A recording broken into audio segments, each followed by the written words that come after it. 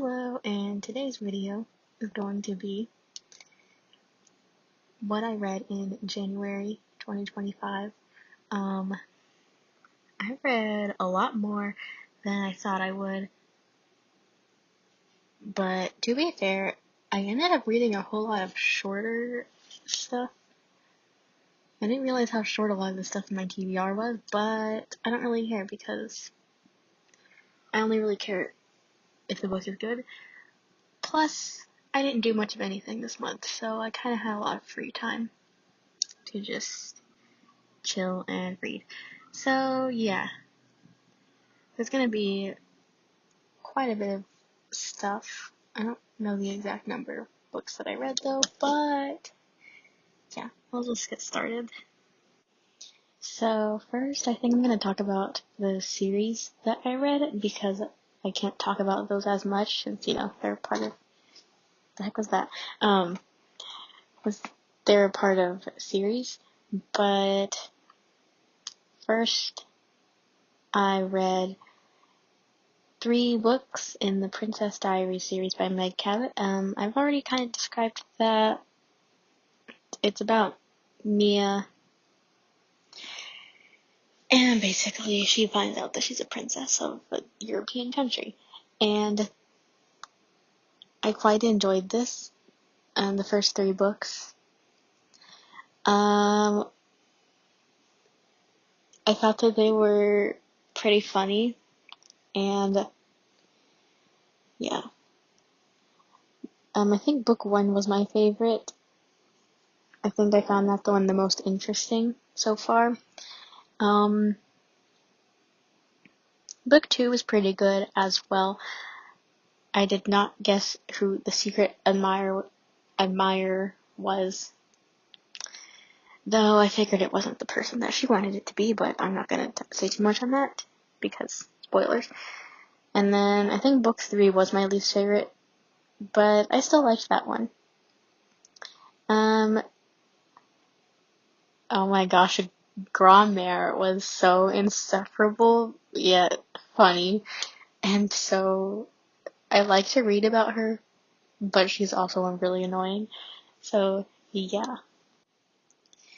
I took a short break from the series, because I wanted to get to more things so I can talk about them more, and also I was annoyed because in book 4 there's a different narrator for the audiobook.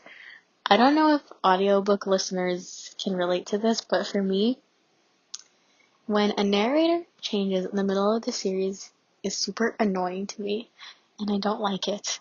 So yeah, but I think I'll at least read one other book in February, hopefully, because I feel like that kind of gives the whole Valentine's Day vibe. So yeah, I thought the first 3 books were pretty good reads. Next up, I wanted to talk about Anne of Avonlea, which is the second book in the Anne of Green Gables series by L.M. Montgomery, and I just love getting to read about Anne again. It was really enjoyable. I loved the introduction of some new characters and, seeing Anne a little bit older. I liked the twins that were introduced in this book, and one thing I saw on a lot of Goodreads reviews is how people don't like one of the twins, Davy, and I'm not going to say too much because I don't want to spoil, but personally, I liked reading about him. I thought he was an interesting character, even if he was a little bit, irritating and mischievous. Like the other characters, what I feel like the friendship that kind of happened between Anne, this character Lavender, and this character Paul reminded me of The Witch of Blackbird Pond with the friendship of Kit and Prudence and Hannah. But yeah, I don't want to talk too much about it, but just know that I loved it, and I love this series so far quite a bit, and I think it's becoming one of my favorites. Then, continuing on with my American Girls marathon, I guess, I read all of the Caroline mysteries, which includes Traitor in the Shipyard by Kathleen Ernst, The Traveler's Tricks by Lori Calcoven, sorry if I didn't say that right, and The Smuggler's Secrets, also by Kathleen Ernst. I don't really know how to talk about them without spoiling Caroline's story, because, yeah, basically Caroline is a young girl, and her stories are set during the War of 1812 between between the United States and Britain. Yeah, I liked her stories. I didn't know much about the War of 1812, to be honest, so I thought it was interesting. I didn't care for the mysteries too much. My favorite was the Traitor in the Shipyard. That one was the most interesting. The mystery was a little more complicated, because I noticed, which makes sense, because these are for young kids, but a lot of the times the American Girl mysteries can be solved. Like, I can solve them quickly. But that book was not like that, and I liked it. I feel like a lot of Caroline's books definitely have the theme of how complicated war can make things, and I enjoyed it. The Traveler's Tricks was I didn't care for it. The mystery wasn't very intriguing. My favorite part was probably the little boy that they were traveling with, Jackson. He made things entertaining. But yeah, I probably won't remember that one, to be honest, and the last one was alright as well. So, yeah. Then after reading the Caroline books, I read the first two books in the Josefina series, and I really liked them.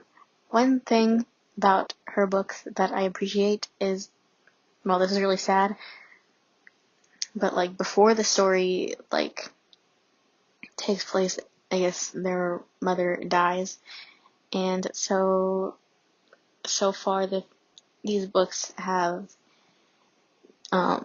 talked a lot about grief and losing a parent, which I appreciate, and I think that kids, especially kids who've read, who've experienced that, may appreciate that in a book. And yeah, honestly, her stories weren't as action-packed as the other one, but I still like them nonetheless. I like all the different characters and personalities and everything. Okay, so I think we're done with series now. For the individual books that I read. The first one is really short. It is El Defo by C.C. Bell. I think this is like a graphic novel, but they had an audio version, which I really liked. It's about Cece, who lost her hearing when she was little as a result of an illness, and it basically recounts her experiences in her childhood and what it was like to grow up deaf. It's a children's book. It's really short. I finished it in one day, and I pretty much enjoyed it. I thought it was interesting to read from a deaf person's perspective, and even though I'm blind and not deaf, I related to a lot of her experiences, mainly with the people that she had to deal with, like a lot of her friends. Like, she had this one who was a bit overbearing, would always speak to her really slowly and loudly, or oh my god, this one that would treat her like an adorable baby kitten or something. I hate when people do that when they talk to me like a baby, even though I am not, and stuff like that. And I liked with the audio book, when characters were talking, it muffled the sound a bit to give the listener an idea of what that would sound like. And I thought it was pretty cool to read. Or technically I listened to it, but you know.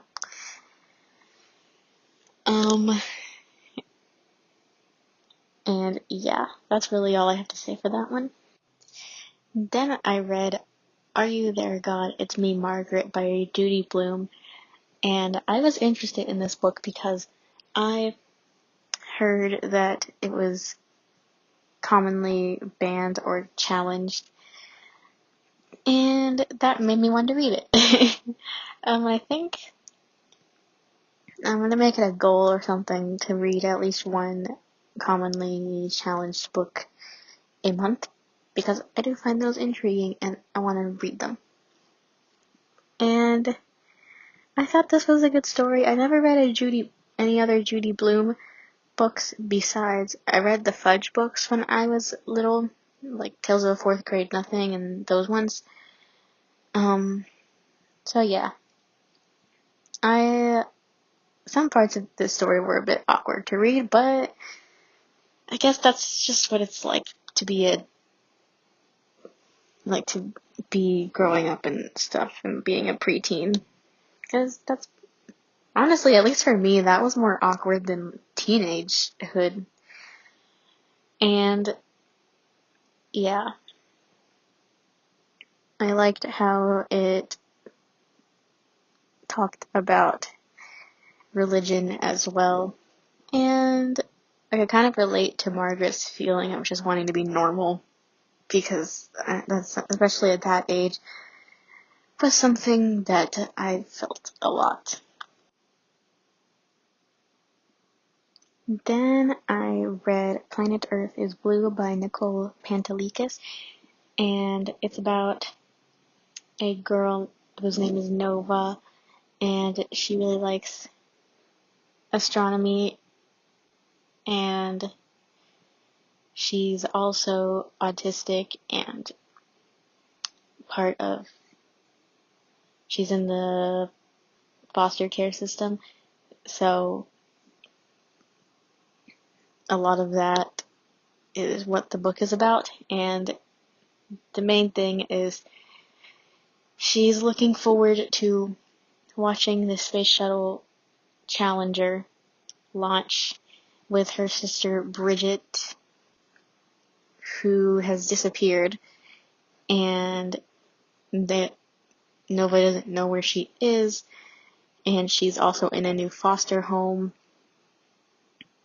and in a new school and everything. So yeah, this book was really good, but it was really sad, and I almost cried like a bunch of times, especially because in this book it would often like show flashbacks to Nova's past, and those were particularly heartbreaking. So yeah, this was probably the saddest book of the month, but it was really good. Next up is The Poet X by Elizabeth Acevedo. I've heard of this author before, and this was the first book that I read by her, and I enjoyed it. It's hard for me to describe, but the main character, Xiomara, she really likes to write poetry, and you know, this book is basically just her poems, and yeah, her mother is very strict, and she doesn't like a lot of the things that she does, and yeah, it's really, sorry, I'm not good at this, but I enjoy it. I thought the main character was very interesting, and I liked reading about her thoughts. And I also liked this book, how it shows how having a supportive teacher or a supportive community can really help a person develop their passions and interests. And yeah. I also like the relationship with her sibling. I mean, obviously it wasn't like perfect, but I liked to read about it. The ending was a bit like too neat, but oh well. I thought it was good regardless. Y'all, I am not happy with myself. I just recorded like the last parts of my video and then I deleted them by accident, and now I am sad and I have to redo them. So I can't remember all of what I said, but I had 2 other books to talk about. So this isn't even the first book, but the next book is The Forgotten Bookshop in Paris by Daisy Wood. And this was the first dual timeline book that I read, and it was an interesting experience. I liked it, but it was kind of frustrating that I would get really into a story and be pulled out of it into the next one. But basically, the first story is during World War II, and we have Jacques, who owns a bookshop in Paris, and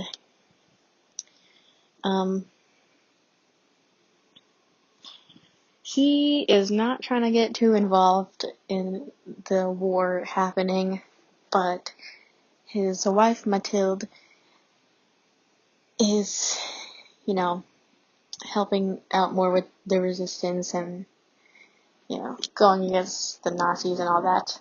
So, yeah, at first, he's not trying to get too involved, and then he's, starts helping out people. He started hiding people, in his bookshop, and, helping children escape and stuff like that, and it was very interesting plot. This was honestly the main reason why I read this, because I was interested in this one, but the other one was good too. It's set in 2022, about Juliet, who goes on a vacation to Paris with her husband, Kevin, and then she finds out that Kevin's been cheating on her and having an affair with this other person, and then she kind of just decides to stay in Paris and start a new life, and she makes some friends and stuff like that, and eventually she decides to reopen the same bookshop from the first story, and she starts to discover all of its history, as well as some of her family history and all that. And ow, just hurt myself, sorry. I'm recording this while walking around, because like I said, I just deleted everything. But yeah, I thought this one was good. I liked it more than I thought I would. I didn't really care for the romance in it. I mean, it wasn't bad or anything. I just didn't really care about it. I didn't like the love interest all that much, to be honest. Oh my gosh, you guys, I'm going to cry. I just deleted my recording again for the last clip in the video. No one trusts me with anything involving this, because I'm just gonna keep doing it. But, okay. Take 3. The last book that I wanted to talk about is Howl's Moving Castle. by Diana Wynne Jones. It's about Sophie, who gets a curse put on her by an evil witch, and Wizard Hal, who's a wizard, which I just said. And Sophie goes to Hal's moving castle to try and fix the spell. And she ends up, meeting the other people that live there in Hal. And it's sort of like a found family situation, which I love that in books because, it's always great. But yeah, that's really all that I read this month. Sorry if this is boring, and I'm not very good at giving book descriptions, because, I can't, read the actual description to you, so I'm just coming up with my own. And, also, I'm not the best at giving book reviews, but I'm hoping I will get better as I continue to make these kinds of videos, and I hope that, despite all that, this was enjoyable. And I hope that everyone had a great January, and let me know. And also let me know if